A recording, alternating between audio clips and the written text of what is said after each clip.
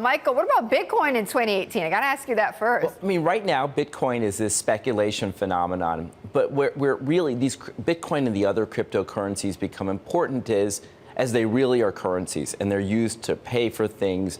And that's where this is interesting because it ends up being an incredibly effective and efficient vehicle for payments across borders, for trading in goods, right, not necessarily in a speculative phenomenon. So I wouldn't be surprised if it rises and falls. Where it gets more practical is it's being used. Right, but the wild volatility, though, I mean, that is a deterrent, though, for it being more widely adapted, right? Right. I mean, this is every time you look at cycles of inflation and deflation, we're seeing that in real time with Bitcoin.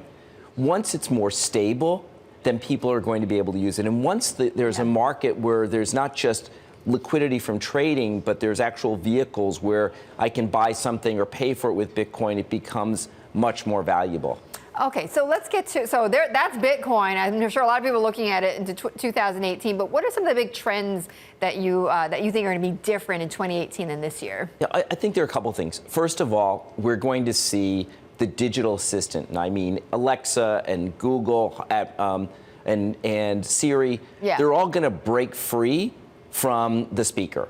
And so we think that next year, or really towards the end of next year, we're going to hit peak speaker, which is the speaker sales are going to peak because we're going to have they've only just begun. They've only just begun, but more and more, the digital assistant, which is really what this war is about. Who gets to own the digital assistant?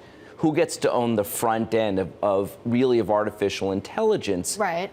All of those digital assistants are going to be embedded in your TV, in your refrigerator, in your car. And so, and if you look at the price of the digital assistants, they're already falling to the point in the last couple of weeks, either the Google Home, the smallest version, or the Echo Dot, they're around $20. Yeah, I saw that. Yeah. And so that's one trend that we see. The other is really we're going to see a huge explosion around augmented reality. We look at virtual reality where with the Oculus Rift and the other headsets, that's really not going to take off. The prices of those are dropping, but the usage isn't rising. Augmented reality, which people are getting used to right now, using their phones through either their iPhone or their Android phone with, in the case of the iPhone, all sorts of augmented reality applications are being built. And so we think it's not just going to be about consumer applications, it's going to be about enterprise and B2B. And that's where this is going to become an enormous business in the next couple of years.